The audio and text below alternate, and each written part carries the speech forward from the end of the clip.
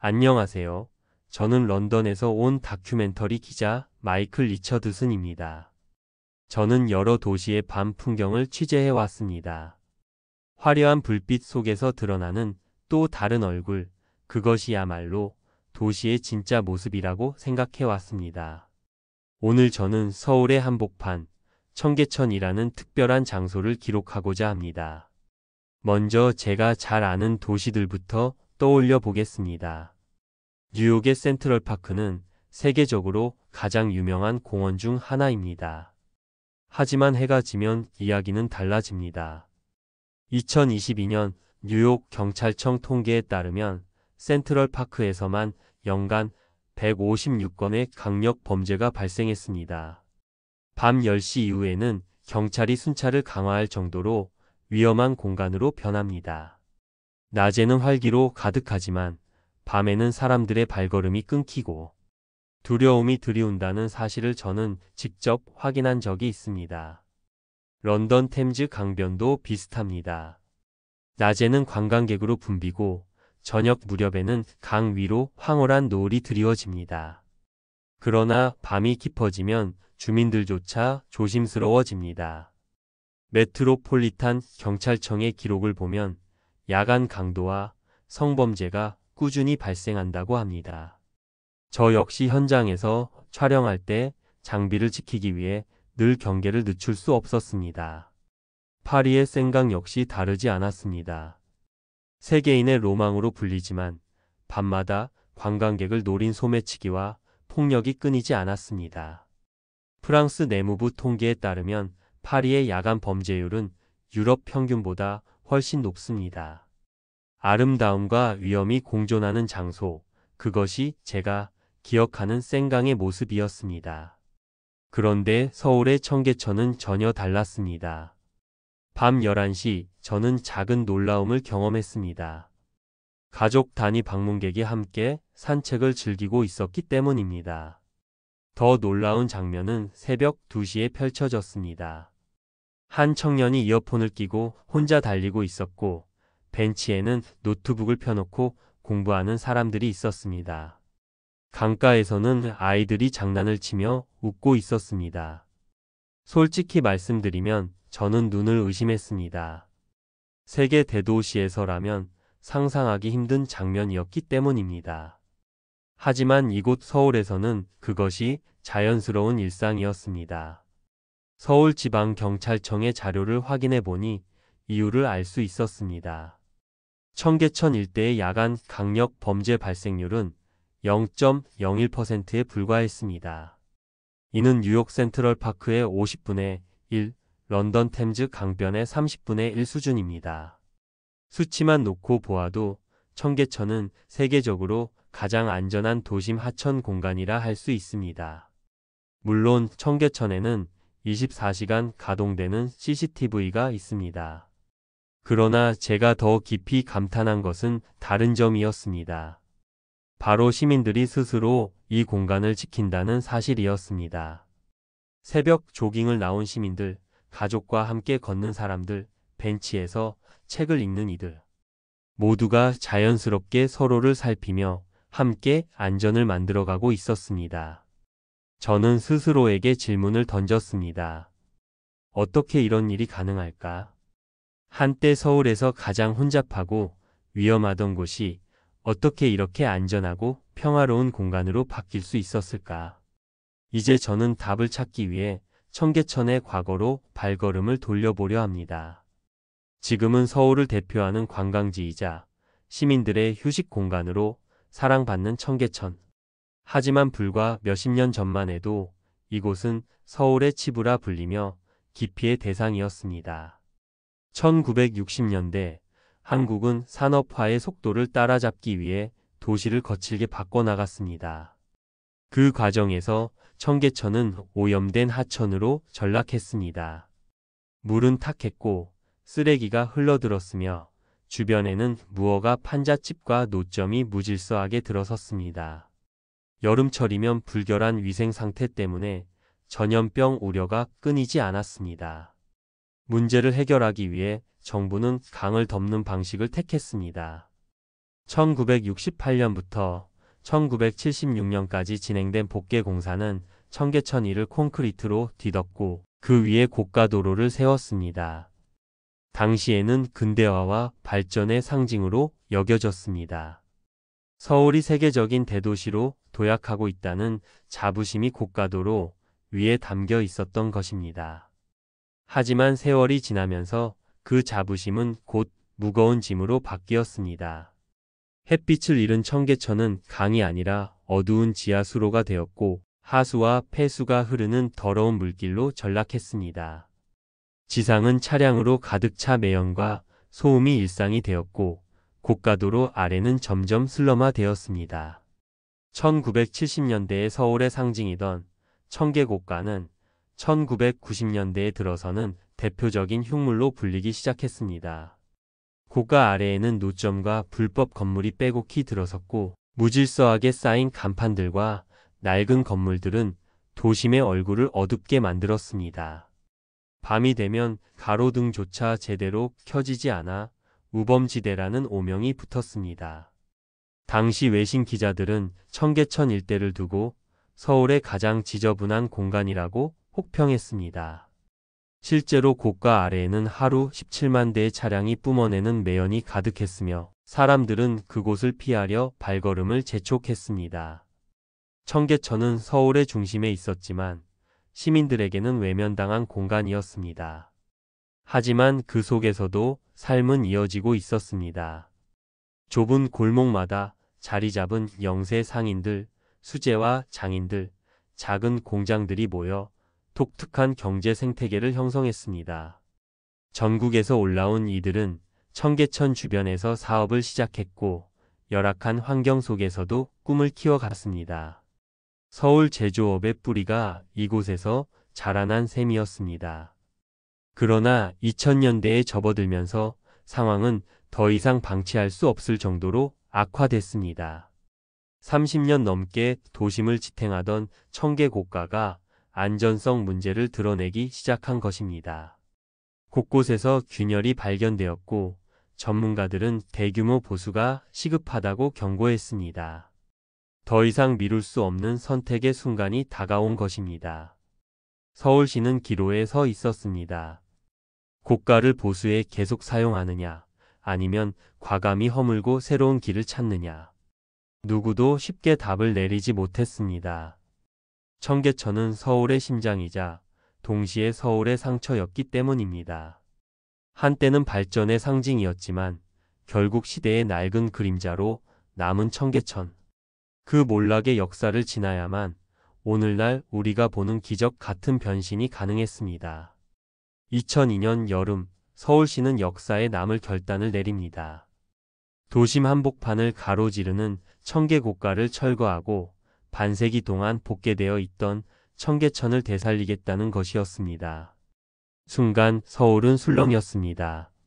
언론은 3조 8천억 원짜리 도박이라고 쏟아냈고 시민들은 교통 대란과 경제 손실을 걱정했습니다. 여론조사 결과 시민 10명 중 6은 반대했습니다. 세계 전문가들의 시선은 더 차가웠습니다. 뉴욕에서는 맨해튼의 중심 도로를 없애겠다는 발상과 다름없다 했고 싱가포르 학자들은 아시아 도시가 무리하게 서구 환경주의를 흉내내는 사례라 혹평했습니다. 실패를 기정사실로 보는 목소리가 압도적이었습니다.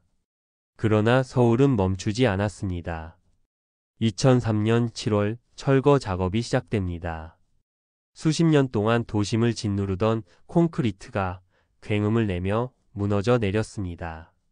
그 장면은 절망과 희망이 동시에 교차하는 순간이었습니다. 어떤 이는 경제 파탄을, 또 어떤 이는 도시 재생의 기적을 떠올렸습니다. 세계 언론은 이 장면을 놓치지 않았습니다. CNN은 서울의 대담한 도박이라 보도했고 BBC는 아시아 메가시티의 실험이라 평가했습니다. 그러나 진짜 시련은 이제부터였습니다. 교통은 곧 마비될 것이라 했습니다. 청계고가를 오가던 하루 17만 대의 차량은 어디로 향할 것인가? 하지만 예상과 달리 시민들은 자발적으로 대중교통을 선택했습니다. 지하철 이용률이 치솟고 버스 환승 시스템은 서울의 새로운 혈관처럼 기능하기 시작했습니다. 서울은 교통지옥에 빠지지 않았습니다. 오히려 새로운 질서를 만들어 갔습니다. 공사 현장은 매일이 전쟁터였습니다. 조선시대의 석축이 드러났고 일제강점기의 흔적이 모습을 드러냈습니다. 과거와 현재가 한꺼번에 충돌하는 자리에서 서울은 뼈아픈 기억을 마주해야 했습니다. 무엇보다도 큰 문제는 물이었습니다. 강을 되살리려면 하루 12만 톤의 깨끗한 물이 필요했습니다.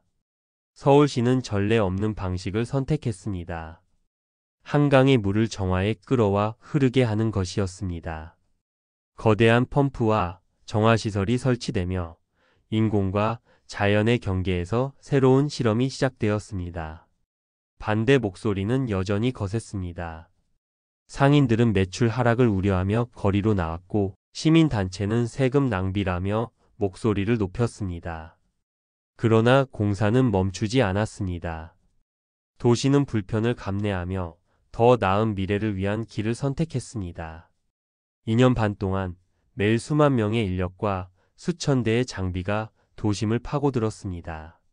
청계천 복원은 단순한 토목 공사가 아니었습니다. 서울이 스스로의 운명을 걸고 맞선 거대한 실험이었습니다. 성공한다면 기적, 실패한다면 재앙. 청계천은 지금 되돌릴 수 없는 길 위에 올라서 있었습니다. 2005년 10월 1일 서울의 심장은 다시 뛰기 시작했습니다. 2년 3개월 동안의 대공사가 마침내 끝나고 복원된 청계천이 시민들 앞에 모습을 드러낸 것입니다. 개통식은 역사적인 순간이었습니다. 수많은 시민들과 국내외 기자들이 몰려들었고 서울 도심은 축제의 열기로 가득했습니다. 무대에는 서울시장이 올라 청계천의 부활을 선언했고 테이프가 끊어지는 순간 사람들의 환호성이 터져 나왔습니다. 어떤 이들은 감격의 눈시울을 붉혔습니다. 반세기 동안 콘크리트 아래 묻혀있던 강이 드디어 되살아난 것입니다. 개통 첫날에만 10만 명이 넘는 시민들이 청계천을 찾았습니다. 이들이 목격한 풍경은 믿기 힘들 정도로 달라져 있었습니다. 자동차와 매연으로 가득했던 자리에 맑은 물이 흐르고 돌다리 위를 아이들이 건너며 웃음을 터뜨렸습니다. 직장인들은 카메라를 꺼내 들었고 노부부는 손을 잡고 물길을 따라 천천히 걸었습니다. 사람들의 얼굴에는 놀라움과 감탄 그리고 자부심이 교차했습니다. 환경의 변화는 눈으로 보이는 것 이상이었습니다. 복원 전 청계천 일대의 평균 기온은 주변보다 5도나 높아 열섬 현상이 심각했습니다. 그러나 복원 이후 기온은 3도에서 4도 낮아졌습니다. 도심 한복판에 거대한 천연 에어컨이 설치된 셈이었습니다. 공기질 역시 놀라울 정도로 달라졌습니다. 미세먼지 농도는 30% 이상 줄었고 이산화탄소 농도도 감소했습니다. 소음도 크게 줄었습니다. 청계고가 시절에는 자동차 소음이 70데시벨을 넘나들었지만 지금은 물소리와 새소리가 그 자리를 대신했습니다. 한때는 도시의 소음에 묻혀있던 자연의 소리가 되살아난 것입니다. 무엇보다 극적인 변화는 생태계의 회복이었습니다.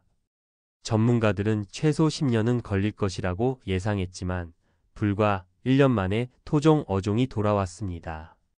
피라미와 모래무지가 맑은 물에서 헤엄쳤고 백로와 물총새 같은 새들이 날아와 먹이를 찾았습니다. 개구리 울음소리가 다시 들리기 시작했고 잠자리와 나비가 청계천 위를 날아다녔습니다. 도심 속에서 자연이 스스로 살아나는 장면은 그야말로 기적이었습니다. 경제적 효과 또한 즉각적으로 나타났습니다. 복원 전 청계천 주변의 토지 가치는 서울 평균의 70% 수준에 불과했지만 개통 1년 만에 120%까지 상승했습니다. 주변 상가의 매출은 평균 30% 늘었고 관광객의 발길은 끊이지 않았습니다. 외국인 관광객에게 청계천은 서울에 가면 꼭 들러야 하는 명소로 자리 잡았습니다. 국제사회의 반응은 뜨거웠습니다. 유엔 해비타트는 청계천 복원을 도시재생의 모범 사례로 선정했습니다. 세계은행은 개발도상국의 도시계획 교재에 청계천을 포함시켰습니다. 과거에는 실패할 것이라며 냉소를 보냈던 전문가들이 이제는 배우러 몰려든 것입니다. 하지만 무엇보다 값진 성과는 시민들의 삶 속에 있었습니다. 아침 출근길 물길을 따라 걷는 직장인들의 발걸음이 가벼워졌고, 점심시간이면 직장인들이 벤치에 앉아 도시락을 먹으며 이야기를 나누었습니다. 퇴근 후 가족과 함께 산책하는 사람들, 여름철에는 아이들과 물놀이를 즐기는 부모들로 청계천은 가득했습니다. 청계천은 단순한 복원 사업이 아니었습니다. 그것은 도시가 과거의 상처를 치유하고 미래를 향해 나아가는 선언이었습니다. 절망의 상징이었던 공간이 이제는 서울을 대표하는 자부심의 무대가 된 것입니다. 서울은 세계에 보여주었습니다. 불가능을 가능으로 바꾸는 힘이 어디에서 나오는지를. 청계천의 물길이 다시 흐르자 서울은 단순히 한 도시의 변화를 넘어 세계적 주목의 대상이 되었습니다. 2005년 개통 이후 불과 몇 년 만에 세계 곳곳에서 도시계획가와 정치인, 학자들이 줄지어 서울을 찾았습니다. 2006년 런던시청은 공무원 20명을 서울로 파견했습니다. 템즈강 정비 사업을 진행하던 그들은 수십 년간 풀리지 않던 문제를 안고 있었습니다. 왜 우리는 막대한 예산을 들이고도 안전한 공간을 만들지 못하는가? 그 답을 찾기 위해 그들은 청계천 현장을 직접 걸었습니다. 밤 10시 가족들이 아무렇지 않게 산책하는 모습을 보고 영국 대표단은 충격을 받았습니다. 프랑스 파리도 마찬가지였습니다.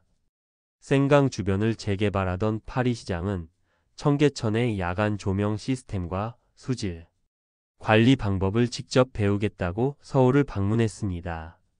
그가 돌아간 후 파리 시정은 공식적으로 청계천에서 배운 경험을 생강 프로젝트에 접목하겠다고 발표했습니다. 일본의 반응은 더욱 상징적이었습니다.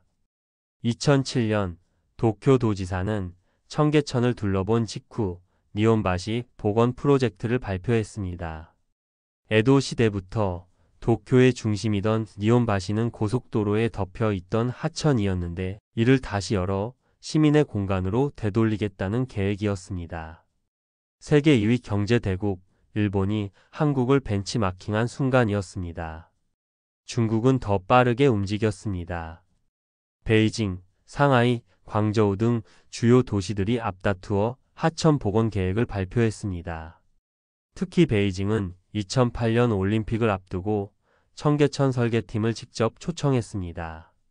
중국 전문가들은 한국의 경험이 없었다면 우리의 프로젝트는 훨씬 더 오래 걸렸을 것이라며 공개적으로 인정했습니다. 유럽 각국도 청계천에 주목했습니다. 베를린은 동서통합 이후 슈프레강 일대를 정비하며 청계천의 시민 참여 모델을 도입했습니다. 네덜란드 암스테르담 역시 운하 관리에 한국식 수질 관리 기법을 적용하겠다고 밝혔습니다. 과거 유럽의 선진 모델을 따라가던 한국이 이제는 역으로 유럽을 가르치는 위치에 오른 것입니다. 국제기구의 평가도 이어졌습니다. 2007년 유엔 해비타트는 청계천 복원을 세계 도시 재생의 대표적 성공 사례로 선정했습니다. 세계은행은 개발도상국에 배포하는 교재에 청계천 사례를 실었고, 아시아개발은행은 한국형 도시재생 모델을 공식 용어로 사용하기 시작했습니다. 학계 역시 반응했습니다. 하버드 디자인스쿨과 MIT에서는 청계천을 연구 주제로 삼아 국제 심포지엄을 개최했습니다. 도시계획 교과서가 개정되면서 기존의 뉴욕, 파리, 런던의 사례만 다루던 장에 서울 청계천이 당당히 추가되었습니다. 무엇보다 극적인 장면은 외국 언론의 태도 변화였습니다. 2003년만 해도 무모한 도박이라 비웃던 뉴욕타임즈는 2008년 21세기 도시계획의 새로운 패러다임이라 극찬했습니다. BBC는 아시아의 기적, 청계천이라는 제목으로 특집 다큐멘터리를 방영했습니다. 서울은 이제 배우는 도시가 아니라 가르치는 도시가 되었습니다. 청계천은 단순한 하천 복원이 아니었습니다. 한국의 도전 정신과 시민의식, 그리고 공동체의 힘이 세계를 움직이는 교과서가 된 순간이었습니다. 청계천의 진짜 기적은 화려한 개통식이나 국제적 찬사가 아니었습니다. 그보다 더 소중한 것은 이곳을 매일의 삶의 무대로 살아가는 평범한 시민들의 이야기였습니다. 이른 새벽 5시 청계천은 가장 먼저 깨어납니다. 분식집을 운영하는 김정숙 씨는 하루의 문을 열기 전 청계천을 따라 걷습니다. 그는 청계고가 시절부터 이곳을 지켜온 상인입니다. 예전에는 매연과 소음 때문에 손님들이 발길을 돌렸지만 이제는 청계천 풍경을 바라보며 아침을 즐기는 사람들이 끊이지 않습니다. 가게 매출이 2배는 늘었어요. 하지만 돈보다 좋은 건 손님들이 이곳을 즐기면서 행복해하는 모습이에요. 김 씨의 목소리에는 진한 자부심이 담겨 있습니다. 아침 6시가 되면 자율방범대가 순찰을 시작합니다. 평균 나이 60이 넘는 이들은 퇴직 후 자원봉사로 청계천을 지키고 있습니다. 누군가의 안전을 지켜주는 일에 대가를 바라지 않습니다. 길을 잃은 관광객에게 길을 안내하고 술에 취한 시민을 부드럽게 집으로 돌려보내는 것도 이들의 몫입니다. 경찰보다 먼저 도착하는 경우도 많습니다. 시민이 시민을 지키는 진정한 공동체, 그것이 청계천을 안전하게 만드는 힘이었습니다. 아침 8시 직장인들이 출근길에 오릅니다. 광화문에서 을지로까지 청계천을 따라 걷는 이수진 씨는 지하철 대신 이 길을 선택합니다. 도심 속을 흐르는 물소리와 새소리는 하루를 시작하는 최고의 알람이 되었습니다. 러시아워 지하철은 답답하잖아요. 청계천을 걸으면 회사에 도착할 때 머리가 맑아져서 일도 더 잘 돼요. 정오가 되면 청계천은 점심시간 직장인들의 휴식처가 됩니다. 벤치마다 도시락을 펼친 사람들, 커피를 들고 책을 읽는 사람들, 동료들과 웃음 섞인 대화를 나누는 사람들로 가득합니다. 도심 속에서 자연을 만나는 사치가 이제는 일상이 된 것입니다. 을지로 기계상가에서 일하는 최동훈 씨는 처음엔 복원 사업을 반대했던 상인 중 한 명이었습니다. 공사로 접근성이 나빠지고 매출이 줄어들까 걱정했기 때문입니다. 그러나 지금 그는 확신합니다. 외국 관광객이 우리 상가까지 오거든요. 덕분에 해외 바이어도 만나게 됐어요. 처음엔 불안했지만 지금은 청계천이 우리를 살린 거죠. 오후 3시 아이들이 몰려듭니다. 청계천은 초등학생들의 자연학습장이 되었습니다. 교사 김미경 씨는 아이들과 함께 물속 생물을 관찰하며 수업을 합니다. 책으로만 배우던 걸 직접 보니까 아이들이 눈을 반짝여요. 이게 바로 살아있는 교실이죠. 저녁이 되면 또 다른 얼굴이 나타납니다. 퇴근 후 연인들의 데이트 코스, 가족들의 산책로, 직장인들의 힐링 공간으로 청계천은 빛납니다. 야간 조명이 켜지면 도시는 전혀 다른 분위기로 변신합니다. 사진작가 이정호 씨는 매일 청계천의 야경을 기록합니다. 계절마다, 시간마다 다른 빛이 있어요. 청계천은 살아있는 캔버스예요. 밤이 깊어도 청계천은 멈추지 않습니다. 편의점 사장 박영수 씨는 예전에는 밤 11시 이후 손님이 없었다고 말합니다. 지금은 새벽 2시에도 조깅하다가 들르는 손님이 있어요. 청계천 덕에 야간 매출이 확 늘었죠. 새벽 1시 간호사 정미라 씨가 야간 근무를 마치고 청계천을 걷습니다. 병원에선 힘든 일들을 많이 보잖아요. 그런데 청계천에 오면 마음이 편해져요. 내일 또 힘낼 수 있겠구나 싶죠. 청계천은 단순한 도시 재생 사업의 결과물이 아니었습니다. 이곳은 사람들의 삶이 모여 새로운 역사를 써 내려가는 살아있는 무대였습니다. 평범한 이들의 발걸음 하나하나가 모여 청계천의 기적은 지금도 계속되고 있었습니다. 2009년 이후 청계천은 단순한 하천이 아니라 세계의 교과서가 되었습니다. 각국의 시장, 건축가, 사회학자들이 서울을 찾아와 똑같은 질문을 던졌습니다. 어떻게 이런 일이 가능했는가? 런던 시청 관계자들은 고개를 갸웃거렸습니다. 템즈강 프로젝트에 수조 원을 쏟아부었지만 밤이면 여전히 시민들이 두려워하는 공간에 불과했습니다. 반면 서울의 청계천은 밤 10시에도 가족이 산책을 하고 노인이 벤치에서 졸고 청년이 이어폰을 꽂고 조깅을 하고 있었습니다. 경찰의 그림자가 거의 보이지 않았음에도 말입니다. 파리에서 온 도시계획자는 더 놀라운 장면을 목격했습니다. 상인들이 스스로 규칙을 지키며 질서를 유지하는 모습이었습니다. 파리 생강 주변에서는 단속을 해도 무허가 영업이 끊이지 않았지만 청계천 주변 상인들은 자발적으로 청결과 질서를 지켰습니다. 우리끼리 약속이 있어요. 청계천이 좋아야 우리도 잘 된다는 거죠. 을지로 상인의 이 말은 공동체적 사고가 어떻게 도시를 지탱하는지 보여주는 증거였습니다. 일본에서 온 건축가들은 또 다른 교훈을 얻었습니다. 불과 몇 달 만에 새로운 교통체계와 생활 패턴에 적응한 시민들의 모습이었습니다. 도쿄에서는 같은 변화에 2년 이상이 걸렸지만 서울 시민들은 불편을 감수하며 빠르게 변화를 받아들였습니다. 이는 단순한 수능이 아니라 더 나은 미래를 위해 현재의 불편을 감내하는 집단적 결단이었습니다. 뉴욕에서 온 활동가들은 자율방범대의 깊은 감명을 받았습니다. 미국에서도 여러 번 시민 순찰대를 시도했지만 오래가지 못했습니다. 그러나 청계천 방범대는 달랐습니다. 영웅이 되려는 사람은 없었습니다. 대신 우리 가족, 우리 이웃의 안전을 지키자는 마음이 있었습니다. 술 취한 청년을 강압적으로 제압하기보다 물을 건네며 조용히 대화의 문제를 풀어가는 장면은 안전이란 결국 신뢰에서 비롯된다는 것을 보여주었습니다. 외국 전문가들이 공통적으로 내린 결론은 단 하나였습니다. 청계천의 진짜 비밀은 최첨단 기술이 아니었다는 것.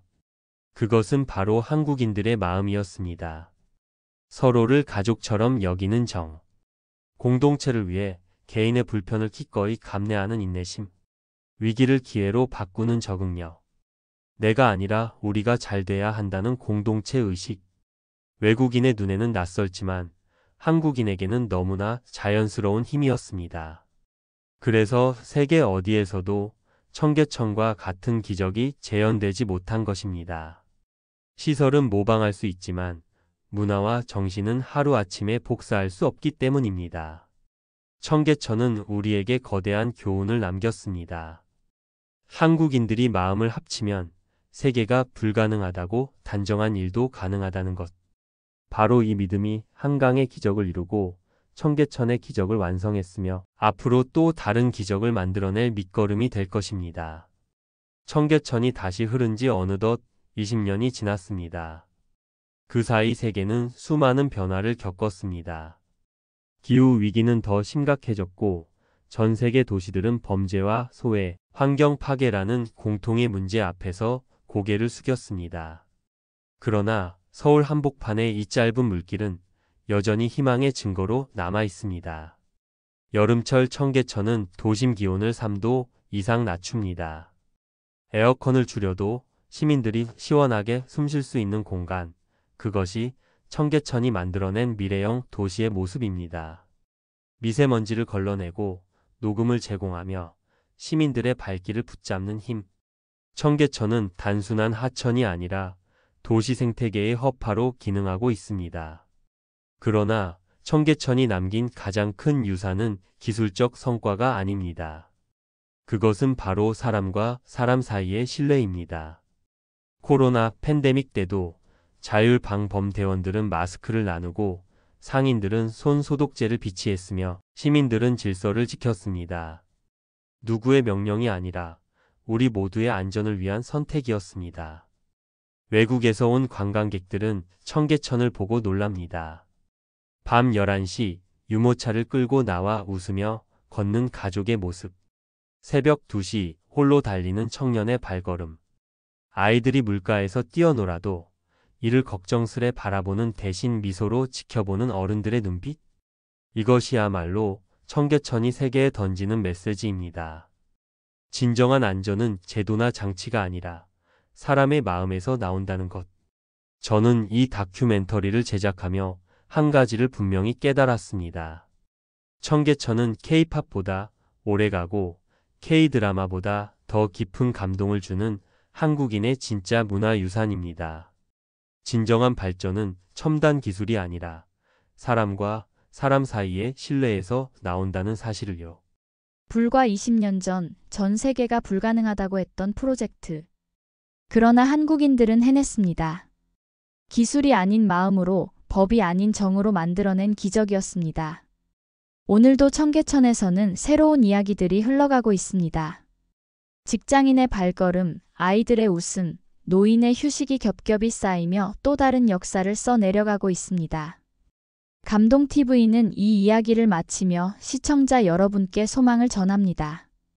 여러분의 하루에도 청계천 같은 따뜻한 순간이 흐르기를, 그리고 한국이 걸어온 이 길처럼 여러분의 삶에도 기적이 피어나기를 바랍니다.